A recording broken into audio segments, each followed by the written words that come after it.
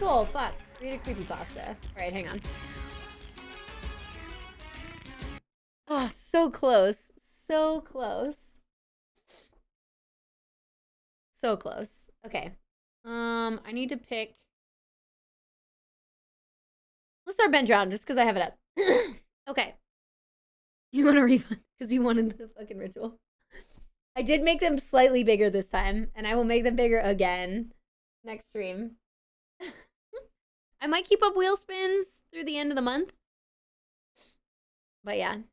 Okay, 5 minutes. 5 minutes, go. Okay, I need your help with this. If you've never heard of this, of Ben Drowned, you're in for a treat. This is not a copy pasta. This is a long read, but I feel like my safety or well-being could very well depend on this. This is video game related, specifically Majora's Mask. What's up, PK Sparks? We're reading 5 minutes of a creepypasta, and then we're gonna go back to Super Paper Mario. It's because we have a whole wheel. Here, we have a whole wheel command. We got a wheel command. This will tell you what's going on right now. This will tell you what's going on right now. There we go. It's Spoopathon info. It's pinned in the top of chat. What's up, you all? I hope you're doing well. Hi, I'm Fu. Let's read this, and then we'll get back to our regular content. I love the Yoshi. I hope you had a great stream. Okay, this is video game related, specifically Majora's Mask. We're reading Ben Drowned for those who haven't. For those who haven't somehow read this before. And this is the creepiest shit that has ever happened to me in my entire life. Having said that, I recently moved into my dorm room starting as a sophomore in college, and a friend of mine gave me his old Nintendo 64 to play. I was stoked, to say the least, that I could finally play all of those old games of my youth that I hadn't touched in at least a decade. His N64 came with one yellow controller and a rather shoddy copy of Super Smash Bros. And while beggars can't be choosers, needless to say, it didn't take long until I became bored of beating up level 9 CPUs. That weekend, I decided to drive around a few neighborhoods about 20 minutes or so off campus, hitting up local garage sales, hoping to score some good deals from ignorant parents. I ended up picking up a copy of Pokemon Stadium, GoldenEye, fuck yeah, F-Zero, and 2 other controllers for $2. Satisfied, I began to drive out of the neighborhood when one last house caught my attention. I still have no idea why I did it, why it did. There were no cars there, and only one table was set up with random junk on it. But something sort of drew me there. I usually trust my gut on these things, so I got out of the car, and I was greeted by an old man. His outward appearance was, for lack of a better word, displeasing. It was odd. If you asked me to tell you why I thought he was displeasing, I couldn't really pinpoint anything. There was just something about him that put me on edge. I can't explain it. All I can tell you is that if it wasn't in the middle of the afternoon and there were other people within shouting distance, I would not have even thought of approaching this man. Hang on, we need the creepy music. Here we go. He flashed a crooked smile at me and asked what I was looking for, and immediately I noticed that he must be blind in one of his eyes. His right eye had that glazed over look about it. I forced myself to look at his left eye instead, trying not to offend, and asked him if he had any old video games. I was already wondering how I could politely excuse myself from the situation when he would tell me, let's make it bigger. When he... just can't wait to research. Toga P, thank you so much for the 2 months of that Prime Gaming! I appreciate it, thank you, and now you have 5 points as well. Okay. Alright. I was already wondering how I could politely excuse myself from the situation when he would tell me he had no idea what a video game was.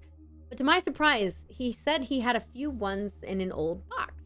He assured me he'd be back in a jiffy and turned to head back into the garage. As I watched him hobble away, I couldn't help but notice what he was selling on his table.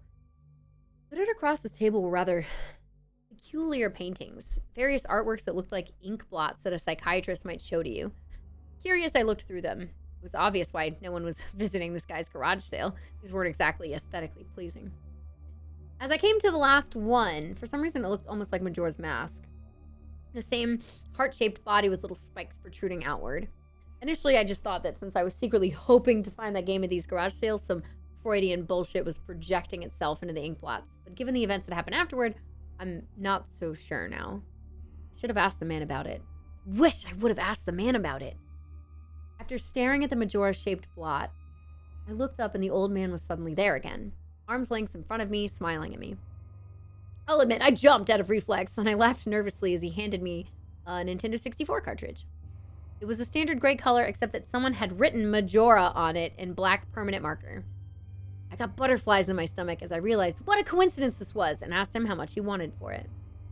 The old man smiled at me and told me that I could have it for free, that it used to belong to a kid who was about my age that didn't live here anymore. There was something weird about how the man phrased that, but I didn't really pay any attention to then. I was too caught up in not only finding this game, but getting it for free. I reminded myself to be a bit skeptical since this looked like a pretty shady cartridge and there was no guarantee it would work. But then the optimist inside me interjected that maybe it was some kind of beta version or pirated version of the game, and that was all I needed to be back on Cloud 9. I thanked the man smiled at me and wished me well, saying goodbye then. At least that's what it sounded like to me. All the way in the car ride home, I had a nagging doubt that the man had said something else. My fears were confirmed when I booted up the game. To my surprise, it worked just fine, and there was one save file named simply Ben.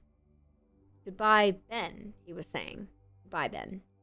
I felt bad for the man, obviously a grandparent and obviously going senile, and I, for some reason or another, reminded him of his grandson, Ben. Out of curiosity, I looked at the save file. Eyeballing it, I could tell that he was pretty far in the game. He had almost all of the masks and 3/4 remains of the bosses. I noticed that he had used an owl statue to save his game, and he was on day 3 by the Stone Tower Temple with hardly an hour left before the moon would crash. I remember thinking that it was a shame that he had come so close to beating the game, but he never finished it. I made a new file named Link out of tradition and started the game, ready to relive my childhood. For such a shady-looking game cartridge, I was impressed at how smoothly it ran. Literally just like a retail copy of the game, save for a few minor hiccups here and there. Like textures being where they shouldn't be, random flashes, cutscenes at odd intervals, but nothing too bad. However, the only thing that was a little unnerving was at the times, the NPCs would call me Link, and at other times they would call me Ben. I figured it was just a bug, a fluke in the programming causing our files to get mixed up or something. It kind of creeped me out after a while. And it was around after I had beaten Woodfall Temple that I regrettably went into the save files and deleted Ben. I intended to preserve the file just out of respect for the game's original owner. It's not like I needed 2 files anyway. Hoping that would solve the problem. It did, and it didn't. Now NPCs wouldn't call me anything. Where my name should be in the dialogue, there was just a blank space. My save file name was still called Link, though. Frustrated and with homework to do, I put the game down for a day. I started playing the game again last night and getting the Lens of Truth and working my way toward completing the Snowhead Temple. Now, some of you more hardcore Majora's Mask players know about the 4th day glitch.